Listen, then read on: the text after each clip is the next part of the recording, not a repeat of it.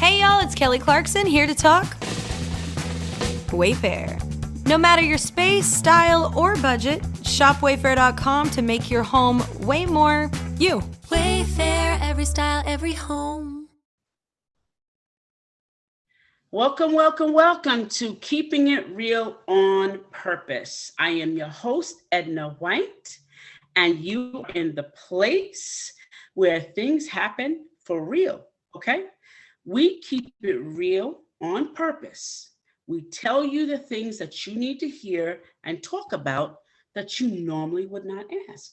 And today we have a special guest by the name of, I love it, Heidy Del La Cruz. And I'm excited to hear what she has to say because she is a content writer. You know, for us people who don't have the time and know we need to hire someone, she's the one. And she's also a podcaster, but she has a special niche, which I would love for her to share with us today. Welcome, Heidy, to Keeping It Real on Purpose. Thank you so much for having me today. Such an honor. So I want to know, how do you show up in the world? I know we had a conversation before the show, but I want you to share with my audience today how you show up in the world. How I show up in the world, I try to show up in the world, as my authentic self as much as I can.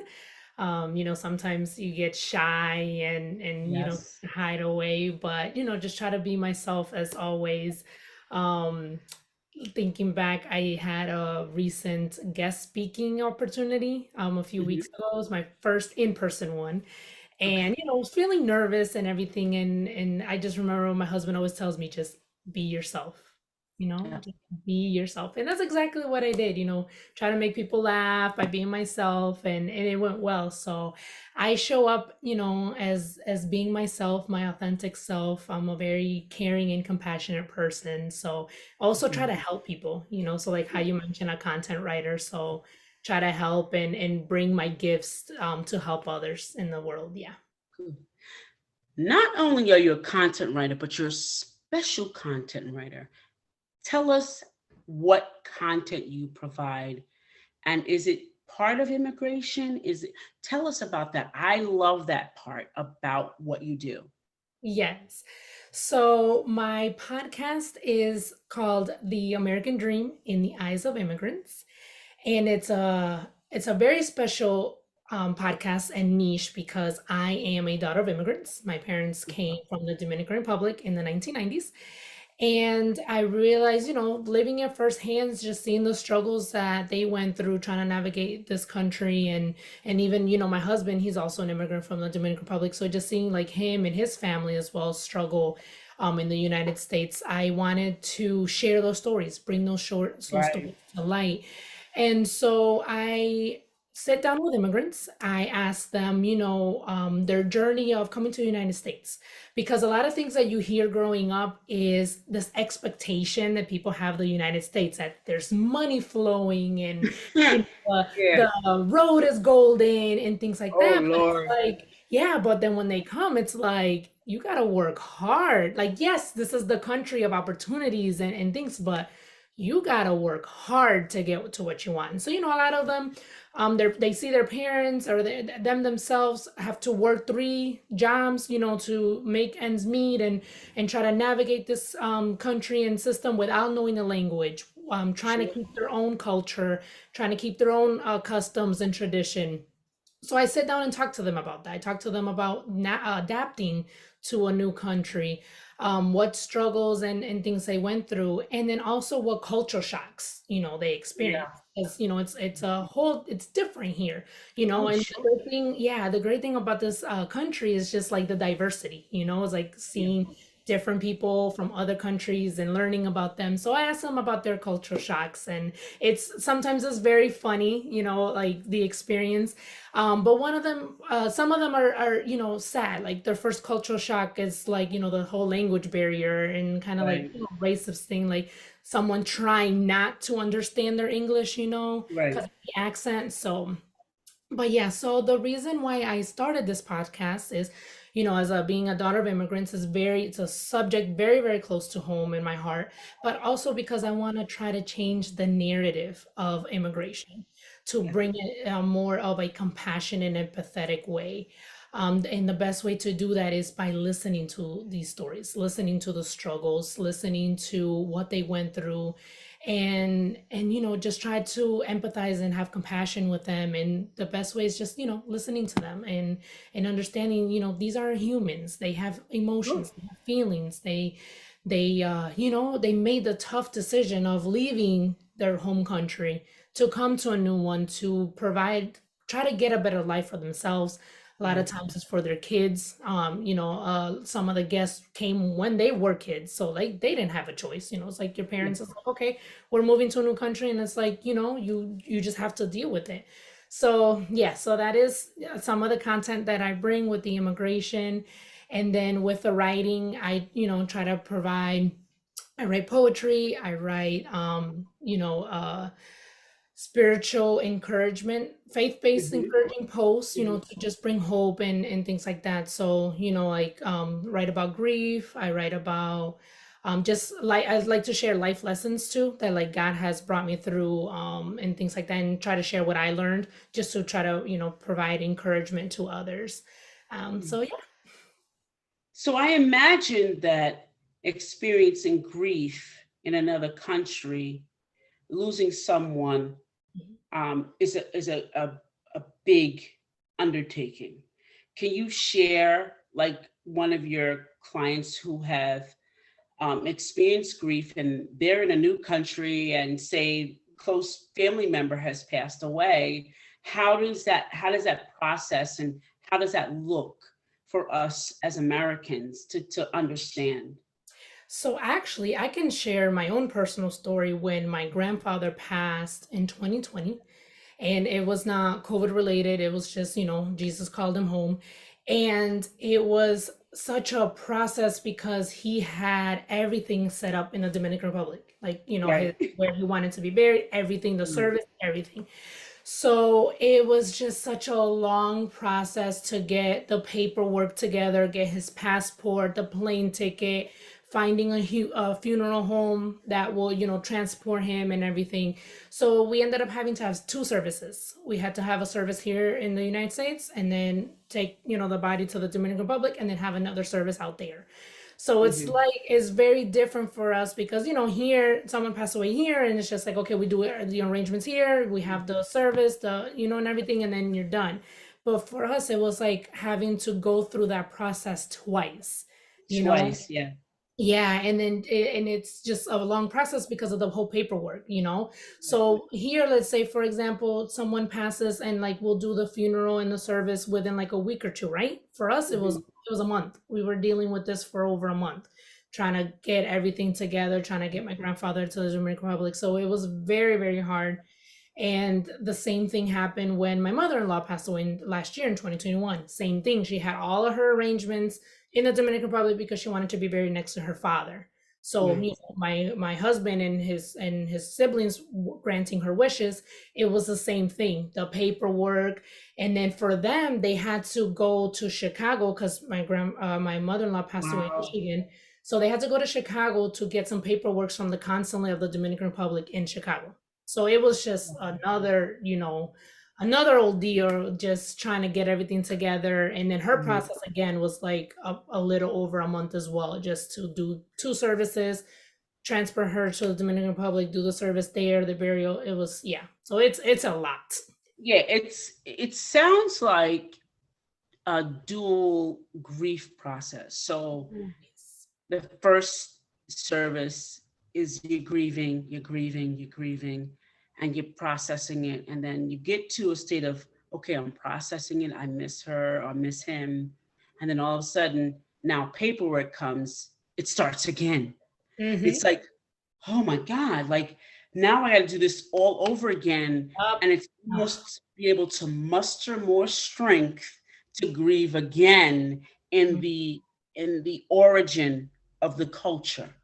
Yep. So now you have like all of this feeling that's going on, and it's a little bit more richer when you go to where you're from, Dominican Republic. It's more richer and it's more heartfelt. It's just dual. It's like it's a dual process. It almost seems like, I'm hearing what you're saying because I never had to go through that, thankfully. But I know that it's more, it's strenuous. Yeah. It's a process. It's a harder process. Yeah, yeah. And with my grandfather, the funeral home service here was just all of the family, right? Because all of his Right. friends and everything Right. was in the Dominican Republic. But then having the service over there, it was very touching to hear coworkers tell their story, Right. Yeah. working with him, friends and things like that. And it was like, wow, like my grandfather was such a loyal, strong, honest man, you Yeah. know.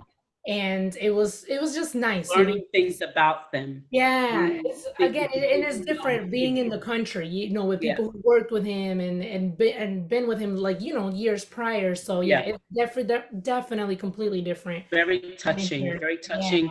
Did it enrich your life to hear those things? Did it like Yes. add to the legacy of your family? It definitely did because, I always have, no, it's very big in our culture for respect for elders. Right. Very. Mhm. And it just made me honor him and respect him even more. Gotcha. Not to talk bad about Dominicans or the cultures, but a lot of them are, dishonest when it comes to money, Mhm, and mhm. try to like scam people and this and that. But my grandfather was not like that at all. If he owed you $21.33, you will get $21.33. Even if you try to tell him like, no, no, no, keep the change. No, no, no. He's like, I owe you 21.33. That's how much you're gonna get. So he was that type of man. Yeah.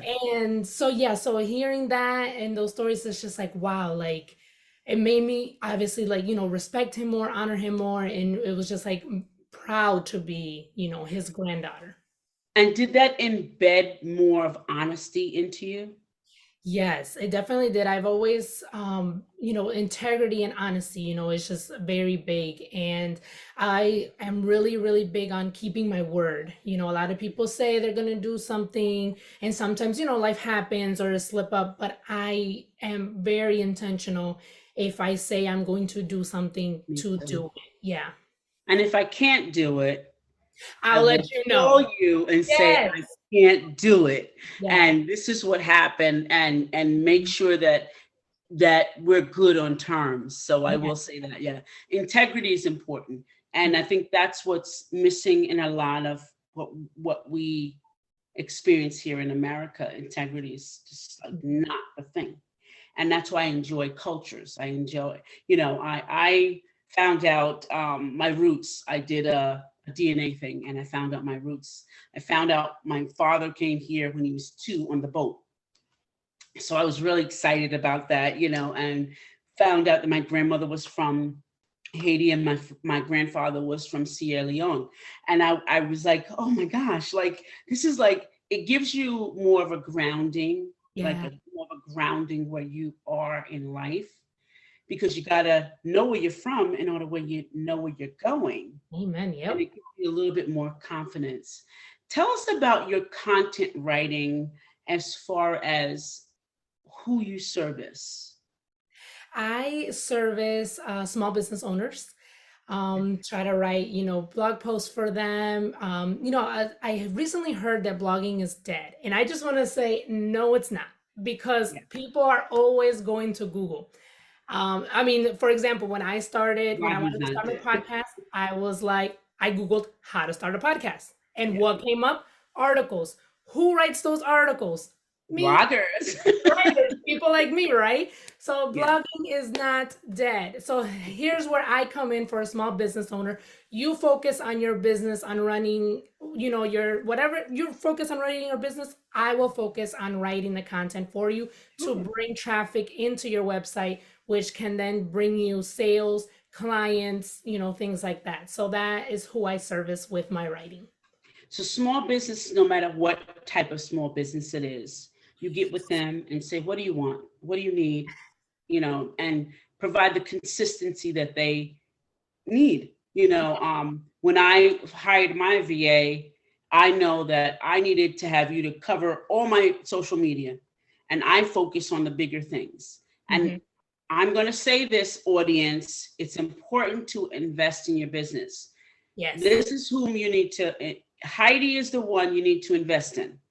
You know, hire her to provide the content that you need for your business, especially if you don't know what content you need. You know, I believe that Heidi can actually speak your voice because everyone has a voice. The way I speak is maybe not be the way you speak, Mhm. but Heidi can pick it. I believe Heidi can pick it up and say, "Oh, I know that you say wonderful. I know that you said absolutely," and she knows how to blend that into the marketing for whatever that you do, whether it be a blog post or it be a newsletter, Mhm. Yep. um, whether it be a content just for posting on Facebook or Instagram, whatever it is that you have. Invest in your business and don't work in your business as much. You need to work on it. She is the one that works in your business. She's the one that does all the in work so you can work on your business and make it grow. Yeah. Right? Exactly. Yeah. All right. So tell us about your book. Now, I love talking to authors because I promote authors all the time. I'm a 25 public 25, I don't know what to say about it, but I've written books, and it's 25 of them, three of which is published by publishing companies that sought me out, and I'm getting paid to do curate. So I'm excited to hear about your work. Like, what That is it is you do? amazing. First of all, that is amazing. 25 books, awesome. Because since I just had my first one, I know how hard it is to write these books and Yes. get them published. So my poetry book is called Words from the Heart, Okay. and it is pretty much my story of the things that I went through in my early 20s. So it Mhm. was the toxic relationship that I was in with my daughter's father.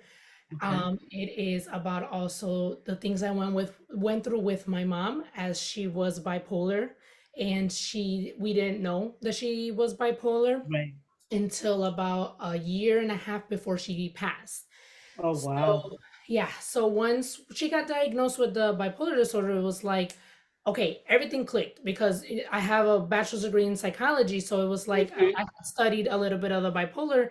And so I was like, okay, everything clicks, her highs, her lows, the Yeah. alcoholism, everything. It made sense. And Right. so the book takes you through the trials. So, the dark period in my life. And then it takes you through like the healing, a little bit of the healing journey that I went through, after I decided to get closer to God. I decided to do therapy to deal with just all my traumas. And then I have a small chapter on motherhood, which is where I write the story, the poetries about my mom, and then how I want to be the mother of my kids differently, with my daughter Right. and Okay. son. And then at the end is the rainbow, because after every storm, there is a rainbow. So, Yeah. um, the hope with this book is that I hope it brings encouragement, inspiration, and hope to those who may be going through a dark period in their time, or maybe going through in a tough situation or in a toxic relationship, to kind of let you know that you don't deserve this. You deserve better. You deserve love and things like that. And then kind of just like showing like, me too, like I've been there, and Mhm. since I got through it, I can be that helping hand with my words that can help you get through it too. And I the feedback that I've received from this book thus far has brought tears to my eyes, Mhm. because people have just told me that like they feel the emotions, they Mhm. feel what I was, what I wrote. Like it's like they're going through it with me, like they're taking their journey with me. And it was like, my God, yes, this is exactly what I wanted it to be. I wanted people to really feel and get what I went through, just so we can connect and have that connection with each other, right? Right. I also I just wrote one brief poem, about my miscarriage. And then after I had my miscarriage, I realized it's very common for women, like, 1 in 4 women have a miscarriage, and it's not spoken about a lot, Right. or often. So it was just like, I want people to know, like, these are my struggles that I went through, and I'm here for you. And Hmm. now that I'm on the other side of it and can talk about it and share my story, I realized the purpose in my pain, is to share and connect with others and try to help as much as I can, with these words. Sure. That's powerful. That's really powerful. So I'm going to say to you, there's 33 ways, and some gentleman told me this. And I don't tell everybody this because I'm so excited about it. 33 ways to make money in your business. And I'm hoping that your poetry becomes a greeting card. And Oh. I see it at a airport one day, and I woke up and I said, "Oh, De La Cruz. Let me grab that." So I'm hoping that you blend this into a greeting card, Mm. especially for loss. I Oh, hear loss for you, as a loss expert. All of us have felt loss. yeah. We felt loss in different ways, but you know, talking about women losing or having miscarriages and abortions that they Mm. had to decide. We don't grieve that part. Mm-mm. And that's important. What you just said to me, grieving a loss of a child, whether it was a choice you had to make or not a choice, is Mhm. important for women. Can you talk about your loss and how you process that and thus the poem Yeah, itself? yeah. So I was trying to get pregnant, right? So it wasn't a surprise. So me and my husband had planned it. We were, trying, and when I finally got that positive pregnancy sign, it was like, finally, like, we've been trying, we got it. Right. Okay. And I was just very excited to share with the news, because it was also in during the period where we had lost my grandfather. So it was like, okay, Mhm. we're all grieving the loss of my grandfather. Let me bring this good news that there's a new baby Mhm. coming on the way, For the right? family. Right, right. My husband told me to wait. And it's like, but I don't want to wait. I want to Yeah. share the good news now, right? So we told my family. They were super excited. And then the next day we told his family, super excited, and especially because I had always mentioned that I was one and done. Like, I was not gonna have any more kids. So it was a surprise that we're Yeah. having another one, right? And not even two or 3 days later, I start cramping and bleeding a lot, and Mhm. I start freaking out. So I text my stepmom, and she's like, "No, don't worry. This happens. It's okay." And I had my appointment scheduled. I remember my first appointment scheduled on that Thursday, and I started bleeding on the Tuesday. And so I was like, and then it just started to get more heavy and heavier. And I was like, no, I gotta go to Mhm. the hospital to see what's going on. So I went to the hospital. They did an ultrasound. They did blood work on me, and the doctor comes in and tells me I'm not pregnant. Okay. He tells me my blood work came back that I don't have the hormones that they look for, that I Right. don't have it, and there was nothing showing on my ultrasound. Oh, And so he was very, like, not empathetic at all. Like, yeah. he kind of like When chuckled you too. said he, that was over for me. Yeah. Oh, so When you I'm said just he, it was like, over. Yeah. frozen, like, how are you telling me that I'm not pregnant, And so I just immediately start crying and everything. So I was like, oh my goodness, like, and I suddenly just felt stupid for sharing my pregnancy with my parents, Yeah. felt stupid for sharing it with my husband's parents, Yeah. felt stupid for, making all these plans and everything. So, my husband's telling me, you don't need a doctor's confirmation to know what's going on in your body. Your He's husband like, sounds wise. yes. And it was like, you know what?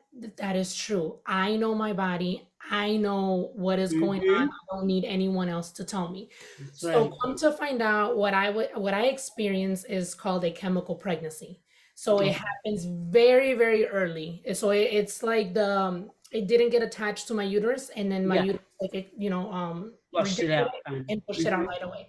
So sometimes this happens when women don't even know that they're Right. experiencing a miscarriage because they think Mm-hmm. it's just a heavy period, right? Right. It's like Exactly. right before it happens, like right before you even miss your first period. But since we were Mm-hmm. trying, I took the test Right. before You I yeah. missed Right. period, right? Yeah. So I Mm-hmm. knew right away.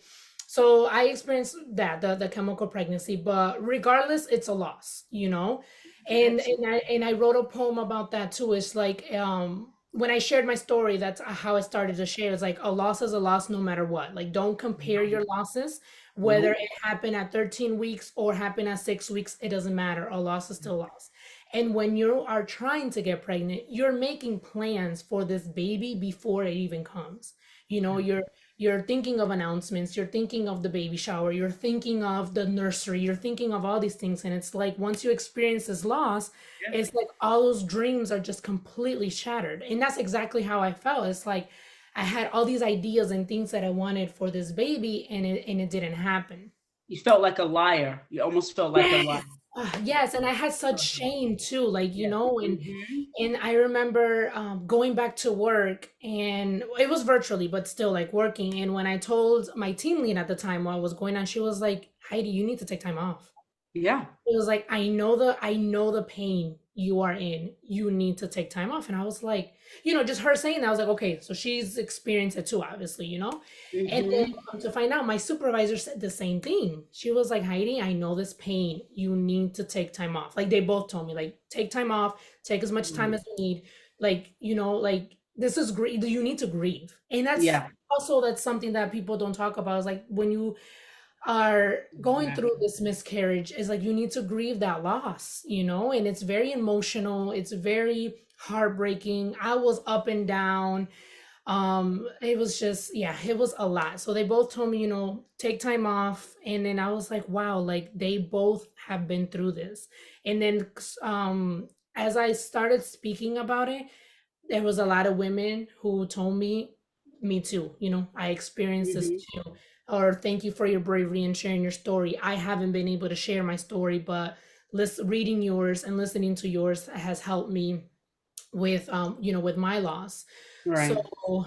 I knew I wanted to share, but I was, praying and just waiting for God to tell me like when the right time was. So it took me a few months to share. And Mm-hmm. then after I shared, my loss, I was able to then announce my rainbow baby, which was my son, that I was pregnant with my son. So I mean, there's always a rainbow at the end of each storm. Oh I'm yeah. very Absolutely. blessed to be able to have my son now. And it did take us quite a few months after the loss and everything. And even that, even trying again after having a loss, like that was very emotional too, because like it's like, okay, I'm pregnant, but it's like, what if it happens again, you know Right. being everything The like worry, the worry, and the yes. confusion, all of that. Yeah. Yeah, even throughout the whole pregnancy, like, because anything can happen at any time in a Yeah. pregnancy.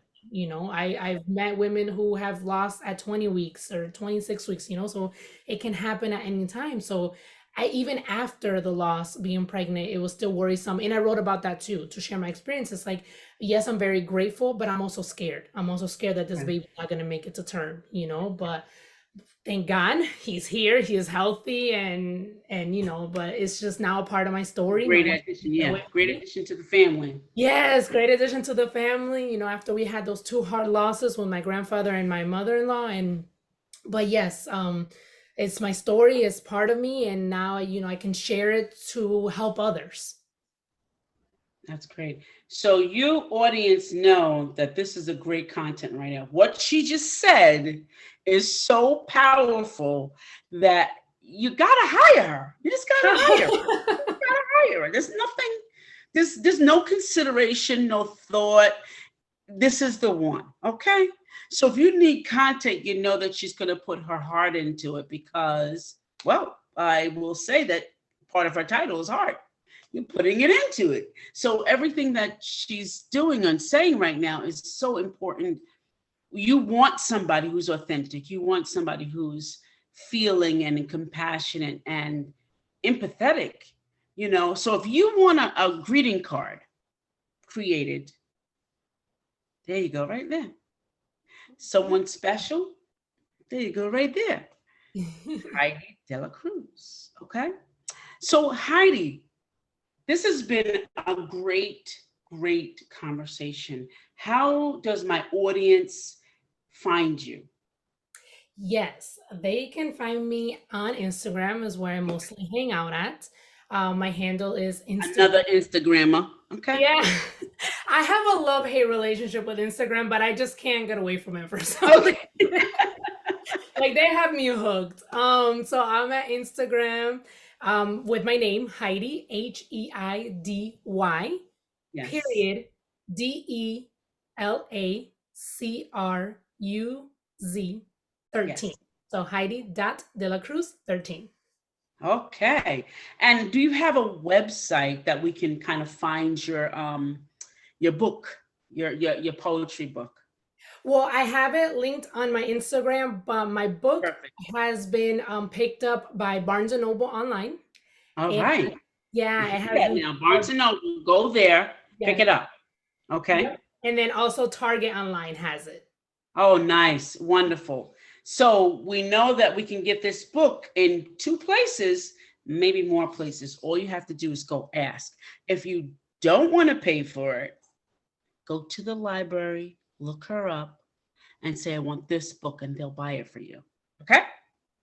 And it'll be available in the libraries just for you. So read it, review her, move her book up the ladder of poetry, because that's what we want. We want that to happen for each other. So I want to ask you one final question before we leave here. Being from the Dominican Republic and being a woman, we know that we experience a lot of, microaggressions, racism. How has it been for you as a, and you're 9 to 5er, and also as a content writer and a podcaster? How have you been able to move through those changes and kind of create a gateway for those challenges not to affect you? Yeah, so it's been, being a woman itself, knowing that you do the same job as someone else, like, as a male. As a male, yeah. Yeah. And just knowing that the pay is not the same, it was kind of like, but you try to pick and choose your battles, right? And so so just being a woman in the workplace and being from the Dominican Republic, so I do have an accent, and there's certain words that I pronounce differently or that I don't even understand. Sometimes it's like, okay, can you explain this for me? Sometimes it's like you just stay quiet because you don't want people to see you dumb. I'll say it honestly, like you don't want to see people see you as like dumb or ignorant or anything. But I want to say, if you don't understand something, just speak up, because that's how you learn, right? Right. And I know it can be very intimidating being in those rooms and not understanding what's going on, but then you're not gonna learn. Then you're gonna stay ignorant. You're gonna stay not knowing. So I've had to learn myself. It's like, okay, I have to speak up. I have to ask questions. It's like, okay, what is it? Like even in our pre-recording talk, there was a word that I didn't understand, and you explained it to me, and now I know. Now now I learned. So so just navigating in that corporate world, in that 9 to 5, we got to pick and choose our battles, but you also have to advocate for yourself, right? Yeah. You have to be your own advocate, because no one's going to do it for you. No one's going to hold your hands and walk you through those doors. No, you got to do it for yourself. And I like what you said, speak up, and you have to fight those battles, because in my own career, just speaking up and saying, hey, that's not appropriate. Speaking up for yourself. And this is why it's not appropriate. Not just saying it's not appropriate, saying this is why it's not appropriate. Yeah. And teaching people how to treat you. Yep. Is important. And Heidi, let me tell you, this has been a great experience. And my audience is going to love everything you said. But more than that, I want my audience to go to where you are and really reach out to you and get the services they need. All of my, Latin Americans, all of them, go right over here to Heidi, over here, get the help. Yes, she's not on Long Island, but I'm pretty sure she can give you information to help you all around. Yeah. So I'm keeping that open, and we're going to keep sharing her information. And I am so glad that you were here with us today. And I'm excited to see who calls you. I want you to call me to tell me who calls. And this is a really great time that I've had with you to have a conversation with you on keeping it real on purpose. And I'm glad that we kept it real. Thank you, audience, for being here today. And we're going to say goodbye for now, but we will see each other. I'm pretty sure me and Heidi will see each other real soon. Thanks for being here. And you could have been anywhere else, but you're here with us today. Thank you so much. And we're going to say goodbye. Edna White, your host, and Heidy Del La Cruz, my guest, saying goodbye. Bye. Thank you. It's Kelly Clarkson here to talk all things Wayfair, the best place to buy furniture, decor, and anything else you can think of to create a home you absolutely love. Some of y'all might have heard I made the cross-country move from LA to New York last year, and Wayfair has definitely helped me create the feeling of home wherever I am.